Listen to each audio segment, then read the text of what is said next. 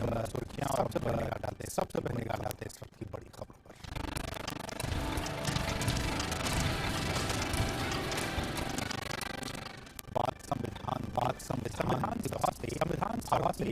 भारतीय संविधान की स्वीकृति आज पूरे देश दिवस मनाया। संविधान दिवस मनाया। साल 1949 में आज के दिन संविधान सभा ने प्रारूप के औपचारिक तौर पर मान्यता दी। राष्ट्रपति रामनाथ कोविंद ने संविधान दिवस समारोह किया। उपराष्ट्रपति एम वेंकैया नायडू, प्रधानमंत्री लोकसभा अध्यक्ष ओम बिरला, सांसद और अन्य गणमान्य लोगों ने अपनी उपस्थिति दर्ज की।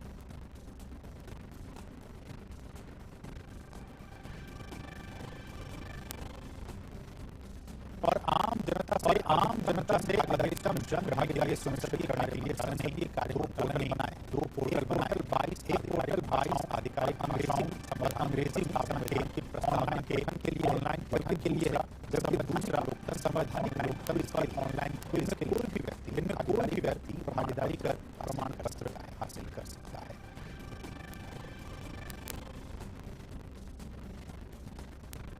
और राष्ट्रपति ने इस मौके पर डिजिटल संस्करण संविधान की मूल प्रति और संविधान की अद्यतन प्रति का डिजिटल संस्करण जारी किया।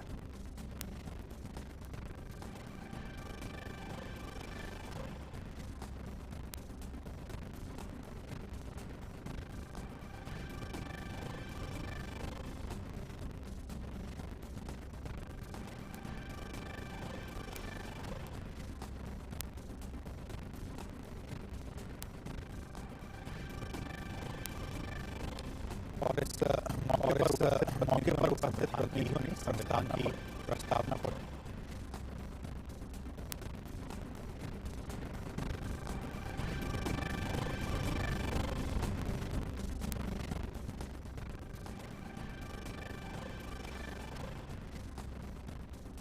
और इस मौके पर राष्ट्रपति रामनाथ कोविंद ने कार्यक्रम को संबोधित करते हुए कहा कि सत्ता पक्ष के सदस्यों में प्रभावी स्पर्धा होना, लेकिन ये प्रतिस्पर्धा भी बेहतर जन कल्याण के लिए और भी बेहतर काम करने की उन्होंने साथ ही संसद को लोकतंत्र का मंदिर बताया। विपक्ष के सदस्यों में प्रतिस्पर्धा होना स्वाभाविक के लिए बेहतर स्पर्धा की बेहतर प्रतिनिधि और जन कल्याण के लिए बेहतर काम करने की होनी चाहिए। तभी इसे स्वस्थ प्रतिस्पर्धा माना जाएगा। संसद में स्पर्धा को नहीं समझा जाना चाहिए। हम सब लोग ये मानते हैं हमारी संसद लोकतंत्र का मंदिर का हर सांसद की जिम्मेदारी बन जाती है लोकतंत्र के इस मंदिर में उसी श्रद्धा की उसी भावना के साथ आचरण करें जिसके साथ वे अपने पूजागृहों और इबादतगाहों में भी करते हैं। राष्ट्रपति ने साथ ही जोर देते हुए ये भी कहा कि प्रतिपक्ष वास्तव में लोकतंत्र का सबसे अधिक महत्वपूर्ण सच तो ये है कि उसका बिना निष्प्रभावी हो जाता है। प्रतिपक्ष वास्तव में लोकतंत्र का सर्वाधिक महत्वपूर्ण सच तो यह है कि प्रभावी प्रतिपक्ष के बिना लोकतंत्र निष्प्रभावी हो जाता है।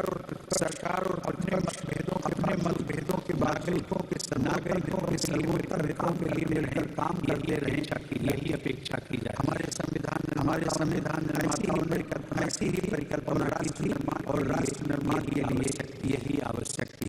राष्ट्रपति ने अपने संबोधन में कहा कि लगभग 7 दशक की अल्पावधि में भारत के लोगों ने लोकतांत्रिक विकास के ऐसे अद्भुत गाथा लिखी है जिसने समूची दुनिया को विस्मित कर दिया है।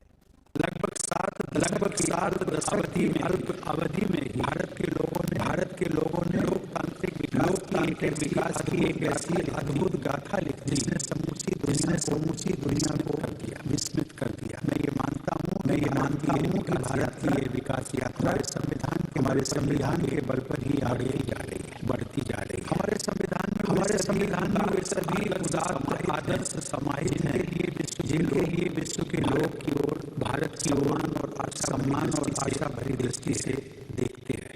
हम भारत के लोग इन शब्दों से आरंभ होने वाले हमारे संविधान से यह स्पष्ट हो जाता है। भारत का कि भारत का संविधान लोगों की आकांक्षाओं की सामूहिक अभिव्यक्ति है। और वहीं उपराष्ट्रपति वेंकैया नायडू ने इस दिवस पर संविधान निर्माताओं को याद किया।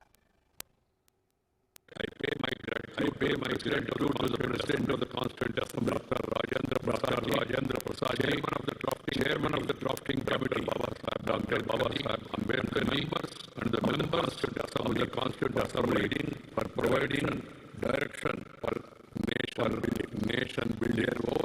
Their overreaching framework continues to guide us correct to endure of our nation to scale new heights.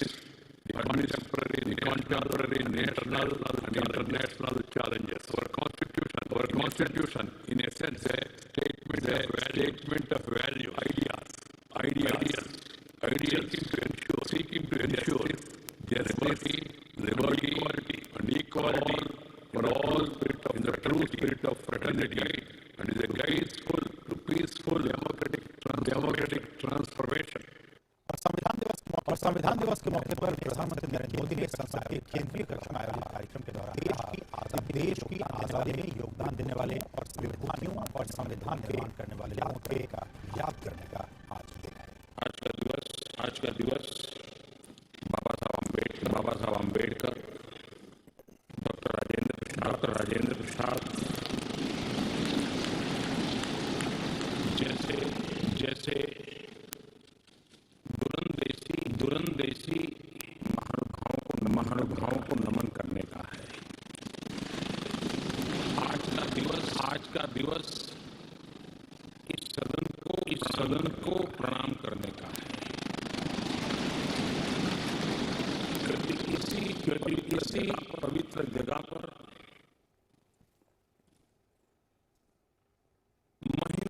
महीनों तक भारत के विद्वज्जनों ने एक्टिविस्टों ने देश के उज्जवल भविष्य के लिए व्यवस्थाओं को निर्धारित करने के लिए मंथन किया था। संविधान रूपी अमृत हमें प्राप्त हुआ है, जिसने आजादी के इतने लंबे कालखंड के बाद हमें यहाँ पहुँचाया है। प्रधानमंत्री ने कहा कि अगर आज के मौजूदा परिस्थितियों में संविधान की रचना करनी होती तो मुश्किल काम होता, क्योंकि देश में अधिकांश राजनीतिक पार्टियों के लिए राष्ट्रहित प्रमुख नहीं। आज के संदर्भ में देखें तो पता नहीं संविधान का एक पेज भी हम पूरा कर पाते क्योंकि नेशन फर्स्ट कालक्रम से राजनीति ने उस पर इतना प्रभाव पैदा कर दिया है कि देश हित भी कभी पीछे छूट जाता है। उन महानुभावों को प्रणाम इसलिए करना चाहूंगा क्योंकि उन्होंने उनके भी अपने विचार होंगे, उनके विचारों की भी धारा होगी। उस धारा में धार भी लेकिन फिर भी राष्ट्रहित सुप्रीम होने के नाते सबने मिल बैठ करके एक संविधान दिया। उन्होंने देश में परिवारवाद की राजनीति और राजनीतिक दलों की प्रणाली पर चिंता जताई और कहा कि ये लोकतंत्र के लिए बड़ा संविधान की भावना के खिलाफ भी लोगों को इनके प्रति सचेत रहना चाहिए। अब भी बड़ा दिल रख करके खुले मन से बाबा साहब अम्बेडकर जैसे मनीषियों ने देश को जो दिया इसका पुण्य स्मरण करने की तैयारी न होगी भी चिंता का विषय है। साथियों, भारत एक संवैधानिक लोकतांत्रिक परंपरा है। राजनीतिक दलों का अपना एक अहम महत्व है और राजनीतिक दल भी हमारे संविधान की भावनाओं को जन तक पहुंचाने का एक प्रमुख माध्यम है। लेकिन संविधान की भावना को भी चोट पहुंची है। संविधान संविधान के एक एक धारा को भी चोट पहुंची है। जब राजनीतिक दल अपने आप में अपना लोकतांत्रिक कैरेक्टर खो देते हैं। जो दल स्वयं लोकतांत्रिक कैरेक्टर खो चुके हो, वो लोकतंत्र की रक्षा कैसे कर सकते हैं?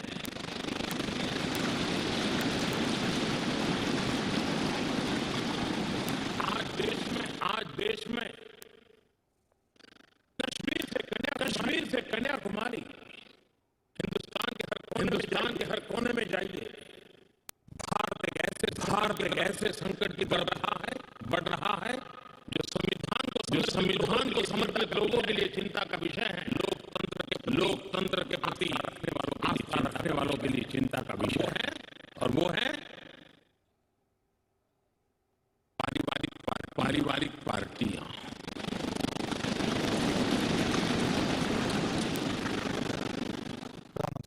प्रधानमंत्री ने कहा कि आजादी के बाद देश में ऐसा चलन रहा जिसमें अधिकारों को महत्व नहीं दिया गया, लेकिन कर्तव्यों का पालन जरूरी है और कर्तव्यों के पालन से ही अधिकारों की रक्षा होती है।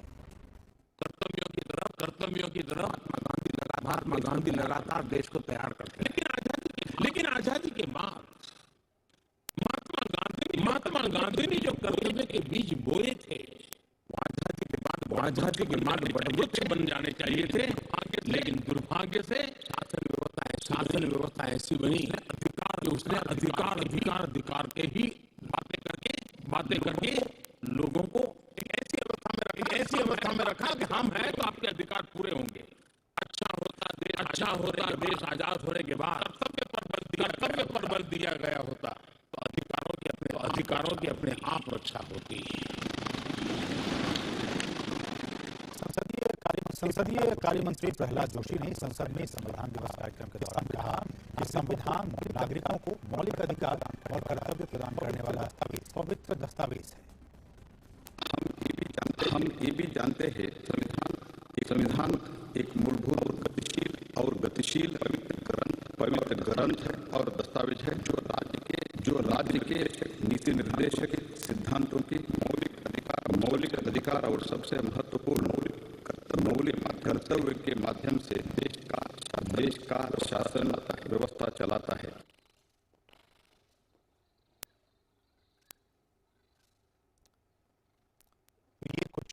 ये कुछ अहम बातें जो कि संविधान दिवस कार्यक्रम के दौरान संसद भवन से सुनी। लेकिन अब ये सवाल आता है कि हम आखिर ये संविधान दिवस क्यों मनाते हैं, इसका क्या कुछ महत्व है, ये इस पर हम निगाह डालते हैं कुछ पॉइंट्स के जरिए। आप हमारे पीछे देख सकते हैं वो कुछ पॉइंट्स हैं जिसके जरिए हम आपको समझाने की कोशिश करेंगे कि आज का दिन संविधान दिवस का क्या कुछ महत्व है। पहला पॉइंट देखिए, हर भारतीय के लिए 26 नवंबर का दिन जो आज का दिन है वो बहुत ही खास है। हर भारतीय के लिए 26 नवंबर 1949 को संविधान सभा ने वर्तमान संविधान को विधिवत रूप से अपनाया था। आज ही के दिन विधिवत रूप से संविधान को अपनाया गया था।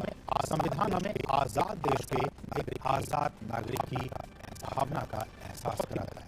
बहुत ही महत्वपूर्ण बात है, इसलिए हम आज के दिन को संविधान दिवस के तौर पर समझते हैं। संविधान के दिए मौलिक अधिकार ढाल बनकर हमें हमारा हक ये दिलाते हैं, ये भी आपको ध्यान और याद रखने की जरूरत है। लेकिन मौलिक कर्तव्य हमें याद दिलाते हैं कि हमारी और आपकी जिम्मेदारी क्या है समाज के लिए और राष्ट्र के लिए, इसका भी एहसास कराता है हमारा संविधान। साल 2015 से संविधान दिवस मनाया जा रहा है, साल 2015 से, और इसके बाद की संवैधानिक मूल्यों के प्रति नागरिकों में सम्मान की भावना को बढ़ावा देने का दिन। लोग इसको सम्मान की नजर से देखें, इसके प्रति अपना योगदान समझे, क्या कुछ योगदान दिया गया है, इसके लिए आज का दिन मनाया जाता है। भारत का जो संविधान है वो दुनिया का, पूरी दुनिया का सबसे बड़ा लिखित संविधान है भारत का संविधान। और आपको बताते हैं कि ये जो हमारा संविधान है उसको तैयार करने में मनुष्यों को 2 वर्ष 11 महीने और 18 दिन लग गए थे, तब जाकर पूरा संविधान लिखा गया था। इस बात को आपको याद रखने की 26 जनवरी 1950 को भारत गणराज्य का ये संविधान लागू हुआ था और इसीलिए हम 26 जनवरी को गणतंत्र दिवस मनाते हैं। बढ़ेंगे आगे। इस संविधान की असली जो कॉपी है, जो मूल कॉपी है, वो प्रेम बिहारी नारायण रायजादा ने अपने हाथों से लिखी थी। ये भी आपकी जानकारी के लिए बहुत जरूरी है। उन्होंने अपने हाथों से जो कॉपी असली जो कॉपी है संविधान की, उस पर उनकी लिखावट है। और ये बेहतरीन जो लिखावट है वो कैलीग्राफी के जरिए इटैलिक अक्षरों में लिखी गई है संविधान पे, जो मूल संविधान की कॉपी है। संविधान के हर पन्ने को अगर आप देखेंगे तो शांति निकेतन के कलाकारों ने इसको बहुत ही सुंदर तरीके से, इसके जो बॉर्डर्स हैं संविधान के हर पन्ने के, उसको बहुत ही सुंदर तरीके से सजाने का काम किया था शांति निकेतन के कलाकारों ने। आगे बढ़ते हैं कि संविधान की जो असली प्रति है, जो मूल कॉपी है, वो हिंदी और इंग्लिश दोनों ही भाषाओं में लिखी गई थी। हिंदी में भी लिखी गई और इंग्लिश में भी लिखी गई, दोनों ही भाषाओं में संविधान की मूल कॉपी लिखी गई। संविधान पर 24 जनवरी 1950 को संविधान सभा में 284 सदस्यों ने इस संविधान पर हस्ताक्षर किए थे।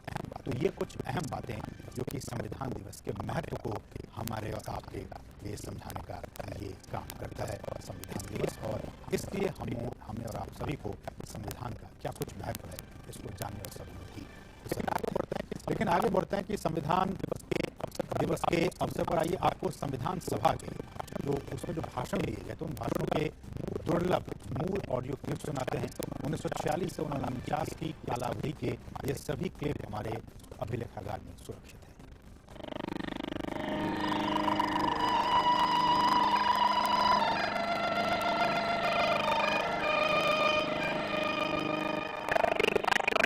वासियों ने प्यार और तप से स्वतंत्रता हासिल कर ली है। In the course of the debate that took place, there were two questions which were raised. I do solemnly affirm that in the office of minister, I believe in the secular history of our country. You have passed many resolutions. Sir, in the absence of Srimati Sarojini Naidu,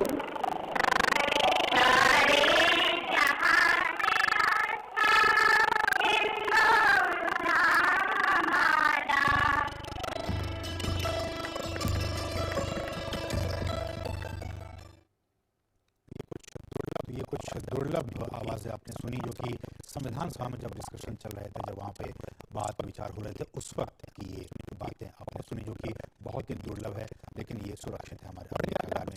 बढ़ेंगे आगे, आप उसी लिए चलते हैं मणिपुर की राजधानी इम्फाल, जहाँ इस वक्त भाजपा अध्यक्ष JP Nadda back to village 2.0 कार्यक्रम को संबोधित कर रहे हैं। दिल से उस कमिटमेंट को जनता के साथ पहुंचाने का भी इरादा है। इस बात को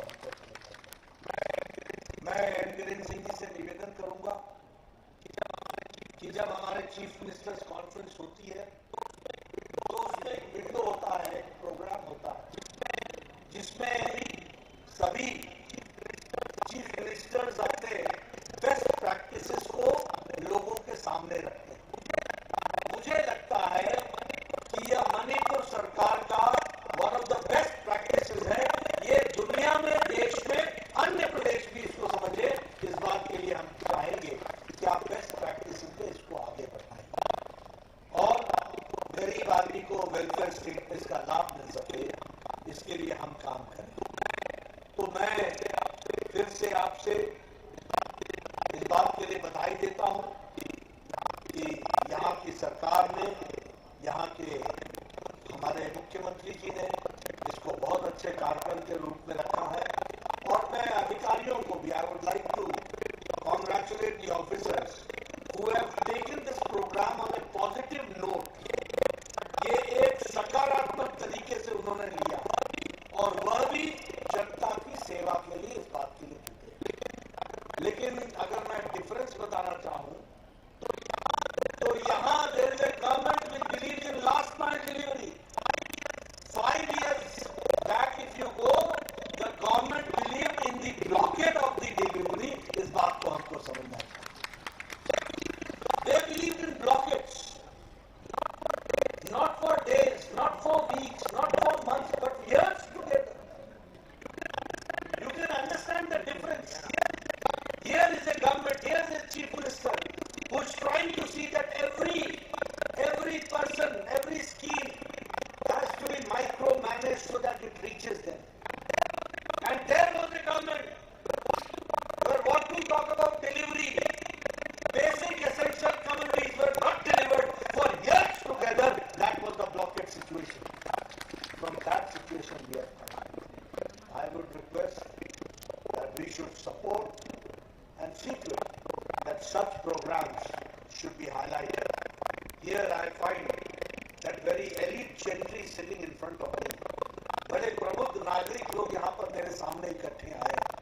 मैं आपसे निवेदन करूंगा कि आप अपने गांव-गांव में जाकर इस कार्यक्रम के बारे में बताइए और जिनको आधार कार्ड नहीं बना है वो आधार कार्ड ले, जिनका वैक्सीनेशन नहीं हुआ वो वैक्सीनेशन कराए, जिसका फर्स्ट डोज हो गया वो सेकंड डोज कराए, जिसको एमसीएसटी में अपने आप को रजिस्ट्रेशन कराना वो एमसीएसटी में कराए।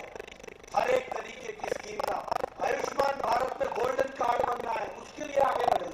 ऑल स्कीम्स का बेनिफिट हमको हमारे अपनी जनता को पहुंचाना हमारा काम है और उस काम में यहाँ बैठी gentry they should act as a catalyst. उनको उस काम को नीचे तक उतारने के लिए अपना योगदान करना चाहिए। मैं कई बार कहता हूं कि जो एलीट क्लास होता है, जो प्रबुद्ध नागरिक होता है, उसकी ये जिम्मेवारी होती है कि वह अपने गांव में अंतिम पायदान पे खड़ा व्यक्ति standing on the last pedestal of the society उसकी मदद करे और सरकार की स्कीम उस तक पहुंचाने का काम करे। एक बहुत बड़ा मणिपुर के लिए विकास होगा, इस बात को हमको समझना चाहिए। मैं ज्यादा समय आपका न लेते हुए आप सब लोग ने मेरी बात बड़ी धैर्यपूर्वक तरीके से सुनी है। इतना बड़ा मेला है, इस मेले में लोग अलग अलग ढंग से अपने अपने काम में लगे, लेकिन फिर भी आपने शांति से मेरी बात सुनी है। आपका बहुत बहुत धन्यवाद। जय भारत, जय मणिपुर। तो अभी आप ये सीधी तस्वीर देख रहे थे मणिपुर की राजधानी इम्फाल से, जहां भाजपा अध्यक्ष JP Nadda back to village कार्यक्रम 2.0 को संबोधित कर रहे थे। बढ़ेंगे आगे और हम बात कर रहे थे संविधान सभा के मुझ पर लौटेंगे, लेकिन यहाँ रुकेंगे एक छोटे से ब्रेक के लिए। आप देखते रहिए डीडी न्यूज।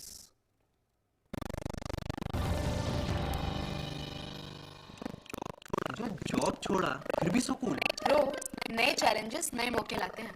अच्छा सीरियसली राहुल, मेरा पूरा घर now it's an online retail store. देख। वाओ, लेकिन पैसे? कुछ साल पहले दिवाली बोनस को इन्वेस्ट किया। और अब तो है LIC का यूलिप प्लान निवेश प्लस। एक बार इन्वेस्ट करो, इंश्योरेंस से सुरक्षा का लाभ और मार्केट की बढ़त का फायदा दोनों पाओ। One sec Rahul. Madam, you double good. हमेशा दो अगरबत्ती क्यों? एक तुम्हारे लिए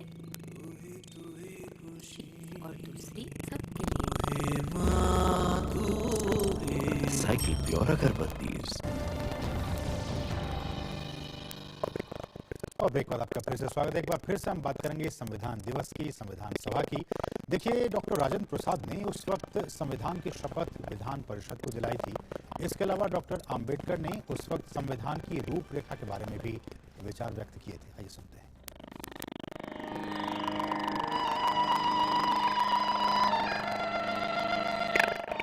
जब हिंदवासियों ने त्याग और तप से स्वतंत्रता हासिल कर ली है, मैं जो इस विधान परिषद का एक सदस्य हूँ, अपने को बड़ी नम्रता से हिंदू और हिंदवासियों की सेवा के लिए अर्पण करता हूँ। What does paragraph 3 speak of? Paragraph 3 says that in this country there shall be two different sets of polity. One at the bottom, the autonomous provinces or the states, or such other areas as care to join a united India. These autonomous units will have full powers. They will have also residuary powers. At the top and over the provincial units, there will be a union government. और अब कुछ दूसरी अहम राष्ट्रीय खबरें।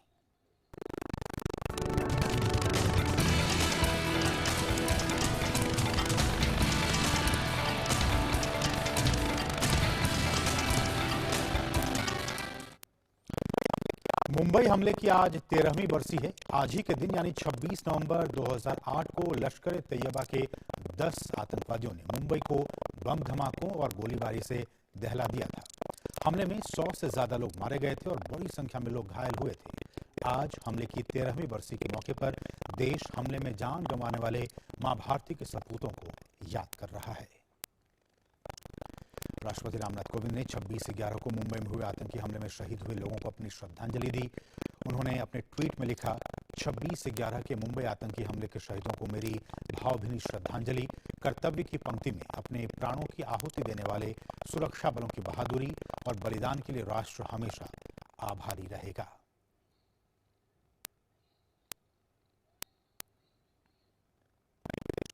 वहीं विदेश मंत्री एस जयशंकर ने ट्वीट करते हुए कहा कि मुंबई हमले को कभी भूल नहीं सकते।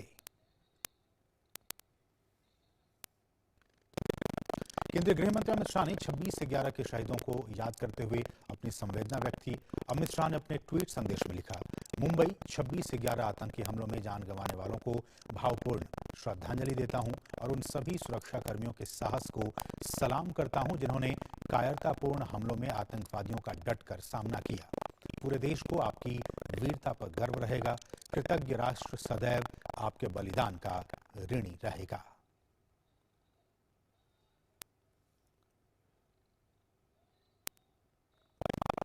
वहीं महाराष्ट्र के राज्यपाल भगत सिंह कोश्यारी ने आज 26/11 शहीदों को श्रद्धांजलि दी। राज्य के उप मुख्यमंत्री अजित पवार, गृह मंत्री दिलीप वालसे पाटिल और पुलिस महानिदेशक संजय पांडे ने भी इस मौके पर शहीदों को श्रद्धांजलि दी।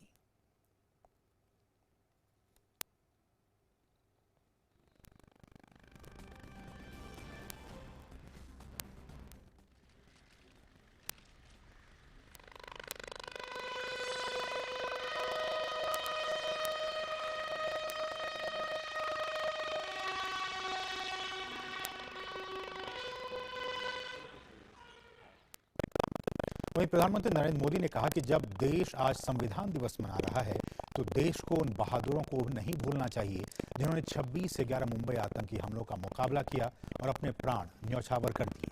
प्रधानमंत्री ने देश के उन सभी वीरों को भावभीनी श्रद्धांजलि दी जिन्होंने मुंबई में 26/11 के आतंकवादी हमलों के दौरान लड़ते हुए अपने प्राणों की आहुति दे दी थी। आज 26/11 हमारे लिए एक ऐसा दुखद दिवस जब देश के दुश्मनों ने देश के भीतर आकर के मुंबई में ऐसी आतंकवादी घटना को अंजाम दिया। भारत के संविधान में सूचित देश के सामान्य मानवीय की रक्षा की जिम्मेवारी के तहत अनेक हमारे वीर जवानों ने उन आतंकवादियों से लोहा लेते लेते अपने आप को समर्पित कर दिया, सर्वोच्च बलिदान दिया। मैं आज 26/11 को उन सभी बलिदानियों को भी आदरपूर्वक नमन करता हूं।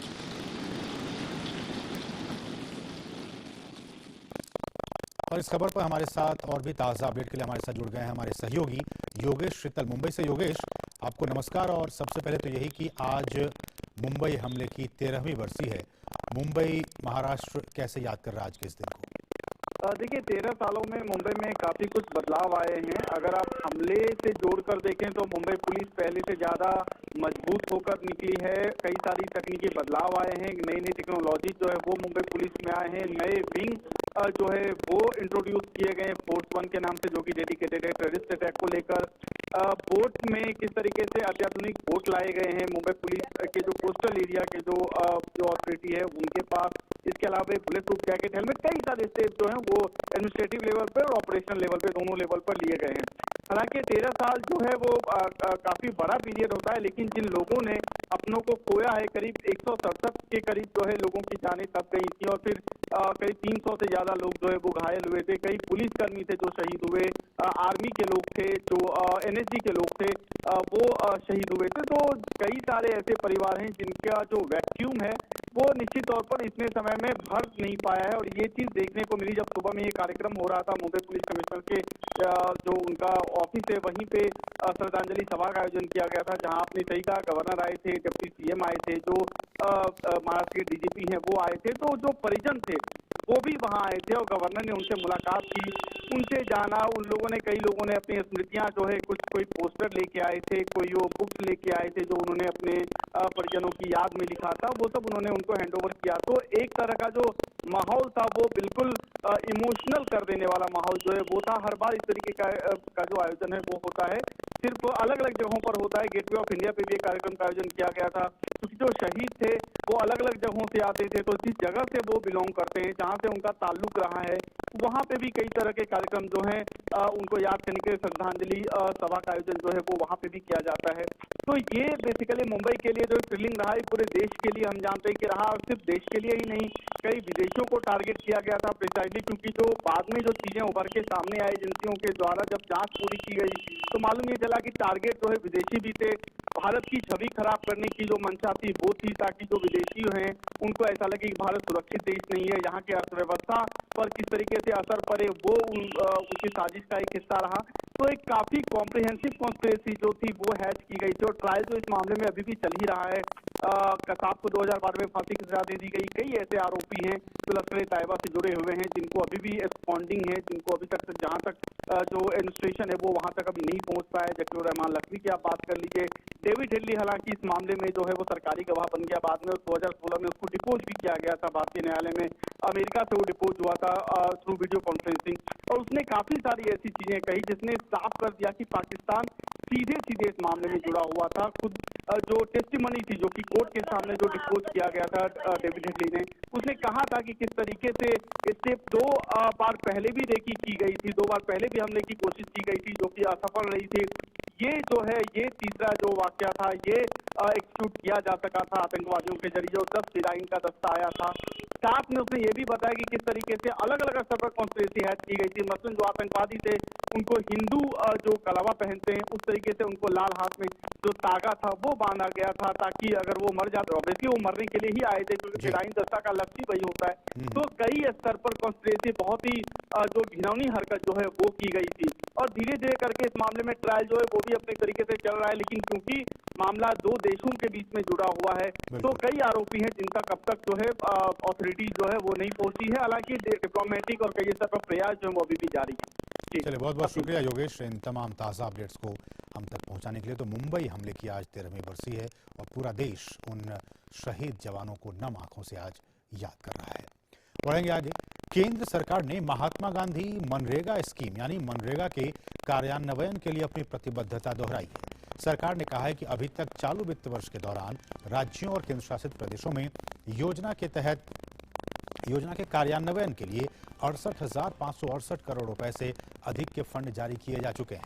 बजट आकलन के मुताबिक पिछले वित्त वर्ष की तुलना में चालू वित्त वर्ष के दौरान फंड आवंटन में 18% से अधिक की बढ़ोतरी हुई है। अभी तक चालू वित्त वर्ष के दौरान लाभार्थियों द्वारा की गई मांग के मुताबिक 240 करोड़ से अधिक व्यक्ति दिवसों का सृजन किया जा चुका है। वहीं हाल ही में वित्त मंत्रालय ने एक अंतरिम उपाय के रूप में मनरेगा के लिए 10,000 करोड़ रुपए का अतिरिक्त फंड आवंटित किया। इसके अतिरिक्त संशोधित अनुमान चरण के दौरान मांग के आकलन पर आवंटन किया जा सकता है। और अब बात करेंगे कोविड की। स्वास्थ्य और परिवार कल्याण मंत्रालय के मुताबिक देश में कोरोना के मामलों में लगातार कमी आ रही है। देश भर में बीते दिन कोरोना के 10,549 नए मामले दर्ज किए गए। वहीं 24 घंटों के दौरान 9,868 मरीज उपचार करवाकर स्वस्थ हो चुके हैं, जिसके बाद देश में रिकवरी रेट बढ़कर 98.33% हो गया है। सक्रिय मामलों की कुल संख्या घटकर 1,10,133 हो गई है। टीकाकरण की बात की जाए तो कोविड महामारी के खिलाफ सबसे प्रभावी हथियार के तौर पर शुरू किए गए टीकाकरण अभियान में एक नया कीर्तिमान स्थापित हुआ है। देश में अब तक 120 करोड़ 27 लाख से अधिक टीकों की खुराकें दी जा चुकी हैं। वहीं बीते 24 घंटों के दौरान 83 लाख 88 हजार से अधिक कोविड टीके लगाए गए हैं। आज 26 नवंबर को राष्ट्रीय दुग्ध दिवस के तौर पर मनाया जाता है। मिल्क मैन ऑफ इंडिया के नाम से पहचाने जाने वाले डॉक्टर वर्गीस कुरियन की जन्म शताब्दी के उपलक्ष्य में आज गुजरात के आनंद जिले में पशुपालन और डेयरी विभाग द्वारा नेशनल डेयरी डेवलपमेंट बोर्ड सहित अन्य कई संस्थाओं द्वारा राष्ट्रीय दुग्ध दिवस के कार्यक्रम का आयोजन किया गया। पशुपालन और डेयरी मंत्री पुरुषोत्तम रूपाला ने ब्रीड मल्टीप्लिकेशन स्कीम के एक वेब पोर्टल का भी लॉन्च किया।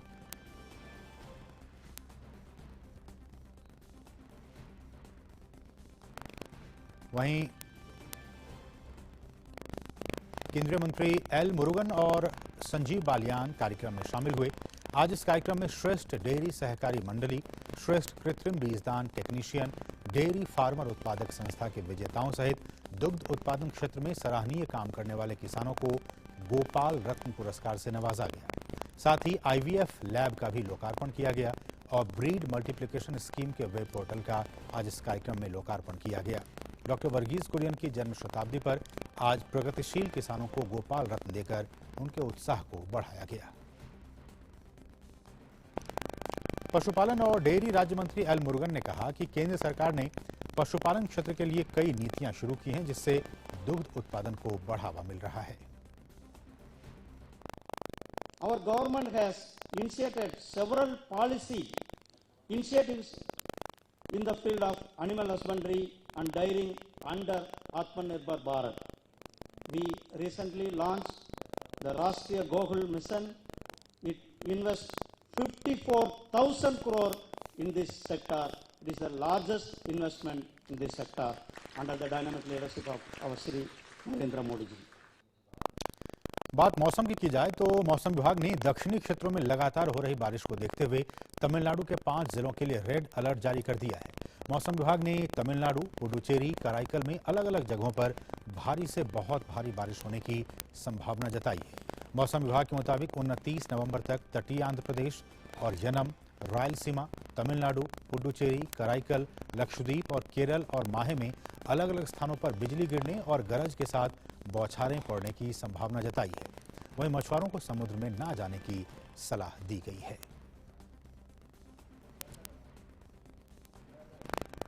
वायु प्रदूषण की बात की जाए तो राजधानी दिल्ली में प्रदूषण का स्तर खराब श्रेणी में लगातार बरकरार है।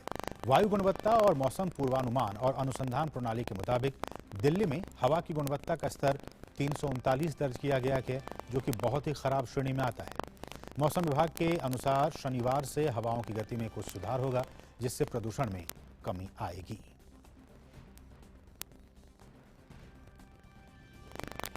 और यहां रुके एक और छोटे से ब्रेक के लिए। आप देखते रहिए DD न्यूज।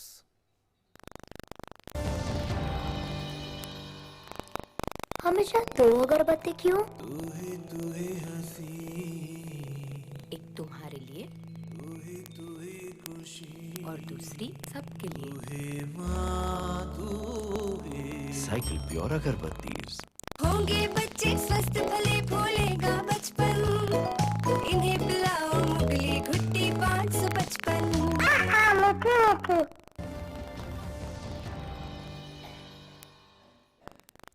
और ब्रेक के बाद आपका फिर से स्वागत है। संविधान दिवस के मौके पर गोवा में भारतीय अंतर्राष्ट्रीय फिल्म महोत्सव के दौरान PIB में अपर महानिदेशक कंचन प्रसाद और DFF के अपर महानिदेशक चैतन्य प्रसाद समेत उपस्थित लोगों ने संविधान की प्रस्तावना पढ़ी। हम भारत के लोग भारत को एक संपूर्ण प्रभुत्व, संपन्न समाजवादी, पंथ निरपेक्ष, लोकतंत्रात्मक गणराज्य बनाने के लिए तथा उसके समस्त नागरिकों को सामाजिक, आर्थिक और राजनीतिक न्याय, विचार अभिव्यक्ति, विश्वास, धर्म और उपासना की स्वतंत्रता, प्रतिष्ठा और अवसर की समता प्राप्त कराने के लिए तथा उन सब में व्यक्ति की गरिमा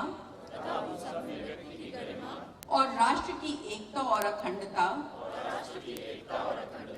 सुनिश्चित करने वाली बंधुता बढ़ाने के लिए दृढ़ संकल्प होकर अपनी इस संविधान सभा में आज तारीख 26 नवंबर 1949 को एतद द्वारा इस संविधान को अंगीकृत, अधिनियमित और आत्मार्पित करते हैं। जय हिंद।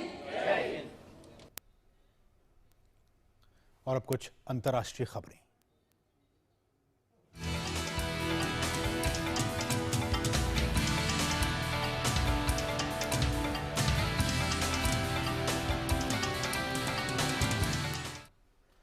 दक्षिण अफ्रीका में कोरोना वायरस के नए वेरिएंट को लेकर ब्रिटेन ने 6 अफ्रीकी देशों से आने वाली उड़ानों पर पाबंदी लगा दी है। दक्षिण अफ्रीका और बोत्सवाना में कोरोना वायरस के नए स्ट्रेन को लेकर ब्रिटेन ने चिंता जाहिर करते हुए कहा है कि इन देशों के लिए कोई विमान रवाना नहीं किया जाएगा।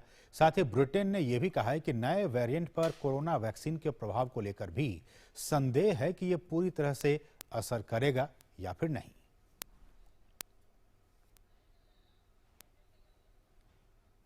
विदेश मंत्री डॉक्टर एस जयशंकर RIC की 18वीं बैठक It is my pleasure to welcome you to the 18th meeting of the Russia, India, China foreign ministers. We are unable to meet in a physical format this time.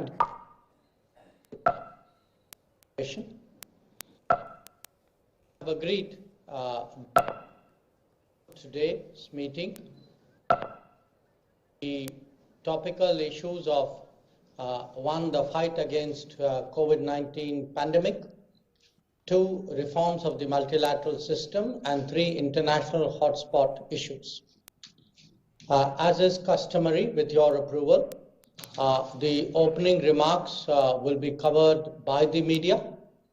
I will now make my opening remarks on behalf of India, and thereafter invite Foreign Minister Wang Yi of China, followed by Foreign Minister Sergei Lavrov of Russia, to make their opening remarks. At the outset, I would like to thank my colleagues from Russia and China for their support and cooperation during India's chairmanship since September last year. I also take this opportunity to especially thank the think tanks from Russia and China for actively participating in the RIC Academic Conference held in video conference format under India's chairmanship in April this year. Let me, dear colleagues, reaffirm India's continued commitment to foster closer dialogue and cooperation among the 3 largest nations in the Eurasian region under the RIC mechanism. I believe that our cooperation in areas like trade, investment, healthcare, education, science and technology, and politics, etc., could significantly contribute to global growth, peace, and stability. This would be in line with our common ethos of recognizing the world as a family.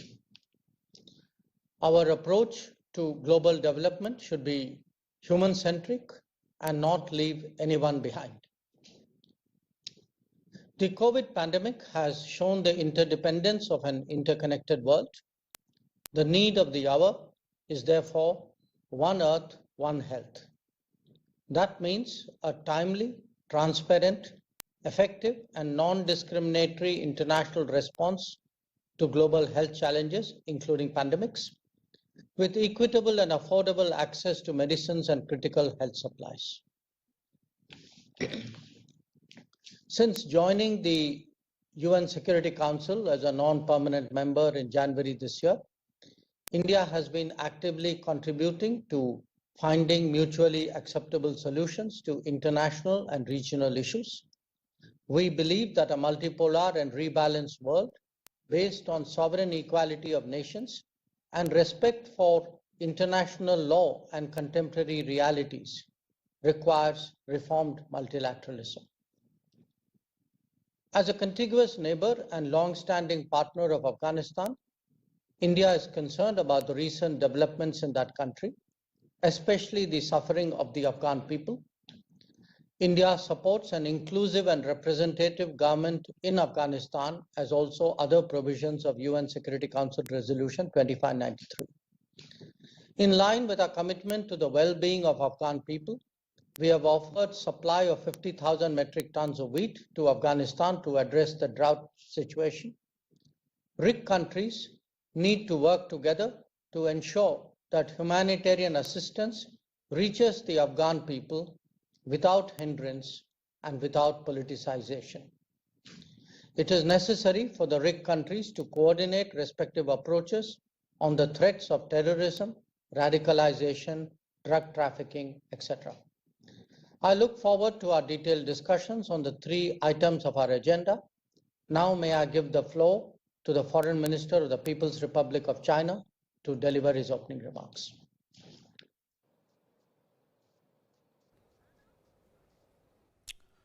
तो अभी आप सुन रहे थे विदेश मंत्री doctor S Jaishankar को, जो कि रसिया, इंडिया, चाइना जो रिक है उनके विदेश मंत्रियों के जो चर्चा का आज कार्यक्रम है उसको संबोधित कर रहे थे। बहुत सारी अहम बातें उन्होंने कही, खासकर कोरोना के दौर में जिस तरह से पूरे वर्ल्ड ने, पूरी दुनिया ने एक दूसरे का साथ निभाया, वो बहुत अच्छी बात कही।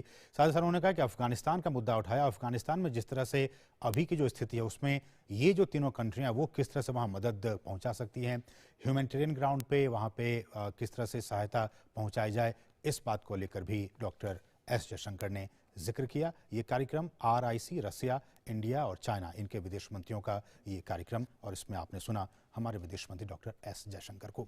बढ़ेंगे आगे। रूस के साइबेरिया में एक कोयला खदान में आग लगने से 52 लोगों की मौत हो गई और दर्जनों मजदूर इसमें लापता हो गए।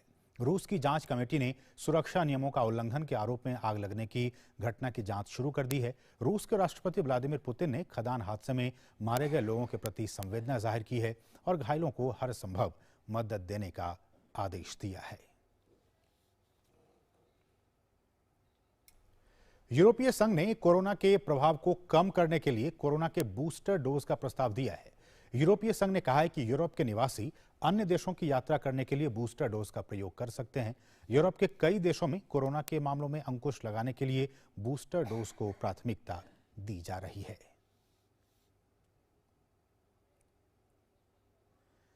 यूरोपीय संघ के औषधि नियामक ने 5 से 11 साल के बच्चों के लिए फाइजर टीके को मंजूरी दे दी है। कोरोना वायरस की नई लहर के बीच लाखों स्कूली बच्चों के टीकाकरण का रास्ता साफ हो गया। ये पहला मौका है जब यूरोपियन मेडिसिन एजेंसी ने बच्चों के टीकाकरण के लिए किसी कोविड रोधी टीके को मंजूरी दी है। इससे पहले ऑस्ट्रिया की राजधानी वियना के अधिकारियों ने पहले से 5 से 11 साल के बच्चों का टीकाकरण शुरू कर दिया है। और अब खेल जगत की खबरें।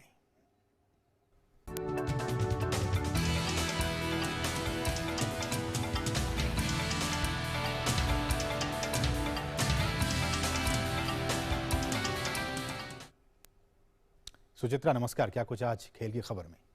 जी शुक्रिया सीम। शुरुआत करते हैं कानपुर टेस्ट के अपडेट के साथ।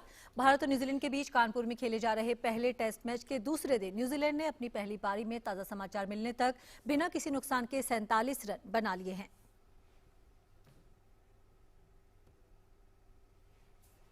तो विल यंग और टॉम लैथम क्रीज पर हैं न्यूजीलैंड की तरफ से। इससे पहले भारतीय टीम पहली पारी में 345 रन बनाकर आउट हुई। अपने पहले दिन के स्कोर 4 विकेट पर 258 रन से आगे खेलते हुए दूसरे दिन भारत को पहला झटका रविंद्र जडेजा के तौर पर लगा, जो 50 रन बनाकर टीम सऊदी की गेंद पर बोल्ड हो गई। कानपुर से अपना टेस्ट डेब्यू कर रहे श्रेयस अय्यर जमे रहे और उन्होंने शतक लगाने में कामयाबी हासिल की। श्रेयस का ये शतक 160 गेंद पर सामने आया। श्रेयस अय्यर 105 के स्कोर पर टीम सऊदी का ही शिकार बने। सऊदी ने इसके बाद अक्षर पटेल को आउट कर मैच में अपना 5वां विकेट हासिल किया। और मैच पर चर्चा करने के लिए हमारे साथ न्यूज रूम से जुड़ रहे हैं हमारे खेल संवाददाता गौरव कुमार। जी गौरव, अगर बात करें आज के दिन के खेल की तो श्रेयस अय्यर आज के लिए भारत की हाईलाइट रहे। हम पहले भी बात कर रहे थे कि जिस तरह से कुछ बड़े सितारे नहीं हैं तो युवा खिलाड़ी इस मौके का पूरा फायदा उठा सकते हैं, वही किया है श्रेयस अय्यर ने। बिल्कुल सुचित्रा, जो ये मौका होता है ये काफ़ी बड़ा होता है क्योंकि आपको खुद पता होता है कि आपके जो सीनियर्स खिलाड़ी हैं वो टीम से अभी बाहर हैं, तो ऐसे में अगर आपको एक बड़ा ये मौका मिल रहा है, एक मंच मिल रहा है जिसमें आप अपने आप को साबित कर सकते हैं, उस मौके को कहना चाहिए कि श्रेयस अय्यर ने बखूबी कहना चाहिए जिस तरह से भुनाया है वो वाकई काबिल तारीफ है। और इसमें उनके जो एक बैटिंग स्पिरिट दिखी है, जो एक जिस तरह से कूल माइंड के साथ रह करके पिच पे लगातार वो टिके रहे और उन पर इस बात का असर नहीं पड़ा कि दूसरे छोर से भले ही थोड़े अंतराल पर विकेट गिरते रहे, लेकिन उन्होंने अपना मोर्चा जो है वो बखूबी खुद जमाए रखा और धीरे धीरे वो स्कोर जो है वो निकालते रहे। और वो हर तरह के शॉट्स जो हैं, क्योंकि जिस तरह की पिच थी कानपुर की, जो पिच अगर देखी जाए तो वो बेहद जो कहना चाहिए जो गेंद है वो बहुत नीचे रह रही थी। ऐसे में जो कंडीशंस थी वो आसान नहीं थी, लेकिन उसके बावजूद श्रेयस अय्यर ने इस पिच पर खुद का समय बिताया और समय बिता करके पिच को अच्छी तरह से रीड किया और उसी का नतीजा रहा कि उन्होंने बिल्कुल भी कोई प्रेशर जो था वो खुद पर नहीं लाने दिया और एक अच्छी साझेदारी जो थी पहले रवींद्र जडेजा के साथ निभाई और उसके बाद उन्होंने एक अपनी जो सेंचुरी लगाई है वो इस मायने में भी काफ़ी अहम है कि उनके लिए तो फायदेमंद है, साथ ही जो टीम है वो भारतीय टीम ने एक अच्छा कहना चाहिए कि एक स्कोर जो है वो 345 कर लिया, क्योंकि ये वही टीम है जिसने एक समय पे 145 रन पर अपने 4 विकेट गंवा दिए थे। तो वहाँ से आपने पहले दिन 258 पे 4 पे खुद को सस्टेन किया और उसके बाद आज जब दूसरा दिन जब खेल जब कहना चाहिए शुरू हुआ और जो था उसमें आप टीम के स्कोर को अगर आप 345 रन तक ले जा रहे हैं तो कहना चाहिए कि जो गेंदबाज हैं वो यही चाहते हैं कि उनके पास एक ऐसा स्कोर रहे जिसको वो एक अच्छे तरीके से डिफेंड कर सके। तो जाहिर तौर पर एक अच्छा मौका मिला और उसको भुनाया है। तो अब देखना यही होगा कि आप जब अगले टेस्ट में विराट कोहली आएंगे तो उनकी जगह पर क्या कुछ चेंजेस जो है वो इस टीम में देखने को मिलता है। जी बिल्कुल गौरव, देखना होगा कि अगले मैच में हमें क्या कुछ बदलाव देखने को मिलते हैं टीम में, लेकिन फिलहाल इस मैच में यहाँ पर श्रेयस अय्यर ने ज़रूर इस मैच को खास बना दिया है अपने लिए भी और भारत के लिए भी। बहुत बहुत शुक्रिया इस तमाम चर्चा के लिए। और भारत और पाकिस्तान के बीच खेला गया T20 विश्व कप का मुकाबला एक बार फिर से चर्चा में है।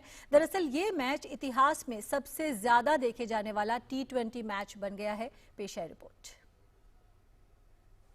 भारत और पाकिस्तान के बीच किसी भी मैदान पर क्रिकेट का मैच हो तो रोमांच अपने आप ही चरम पर पहुंच जाता है।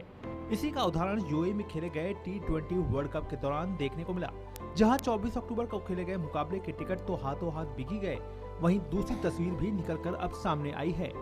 दरअसल आईसीसी ने ये जानकारी दी है कि ये T20 अंतर्राष्ट्रीय इतिहास का सबसे ज्यादा देखा जाने वाला मैच बन गया है। आईसीसी के मुताबिक T20 वर्ल्ड कप यूएई और ओमान में आयोजित होने वाला अब तक का सबसे बड़ा क्रिकेट टूर्नामेंट रहा है। इस आयोजन ने कई रीजन में दर्शकों की संख्या का रिकॉर्ड तोड़ दिया। इसमें 167 मिलियन की टेलीविजन पहुंच का रिकॉर्ड शामिल है। वैसे भारत को उस मैच में करारी हार झेलनी पड़ी थी, जो टीम इंडिया का T20 वर्ल्ड कप के इस सीजन का पहला ही मैच था। भारत इस T20 टूर्नामेंट के सेमीफाइनल तक भी नहीं पहुंच सका। उसे पाकिस्तान से हार झेलने के बाद न्यूजीलैंड से भी हार का मुंह देखना पड़ा था। लगातार 2 हार से सेमीफाइनल का सपना टूट गया था। हालांकि विराट कोहली की कप्तानी वाली टीम ने फिर लगातार 3 मैच जीते, लेकिन सेमीफाइनल में टीम इंडिया के ग्रुप से पाकिस्तान और न्यूजीलैंड ने ही जगह बनाई थी। वैसे इससे पहले साल 2016 में भारत में खेले गए आईसीसी के इस इवेंट में Bharat West Indies semifinal match list में टॉप पर था। वैसे इस बार भारत के टूर्नामेंट से जल्दी बाहर होने के बावजूद देश में पूरे टूर्नामेंट के लिए कुल टीवी दर्शक खपत 112 मिलियन मिनट दर्ज की गई। Sports desk, DD news.